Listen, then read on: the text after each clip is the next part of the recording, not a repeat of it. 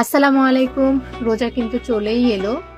আলহামদুলিল্লাহ টুকটাক সব কাজে আমি গুছিয়ে নিয়েছি, ধোয়া মোছা, ঘর পরিষ্কার। আজ আমার বারান্দার বাগানটা ধরলাম, একটু ছেটে সাজিয়ে যেন মন আর ঘর দুটি প্রস্তুত হয় ইবাদতের মাসকে স্বাগত জানাতে। রমজান মানেই শুধু না খেয়ে থাকা না, কিন্তু এটি ধৈর্য, সংযম আর আল্লাহর নৈকট্য লাভের সময়। নামাজ, কোরআন তিলাওয়াত, দোয়া আর নেক আমলে দিনগুলো ভরে তোলার এক অনন্য সুযোগ। হাদিসে এসেছে এই মাসে প্রতিটি নেক কাজের সওয়াব বহুগুণ বাড়িয়ে দেওয়া হয়। তাই চেষ্টা থাকবে প্রতিটি মুহূর্তকে মূল্যবান করে তোলার।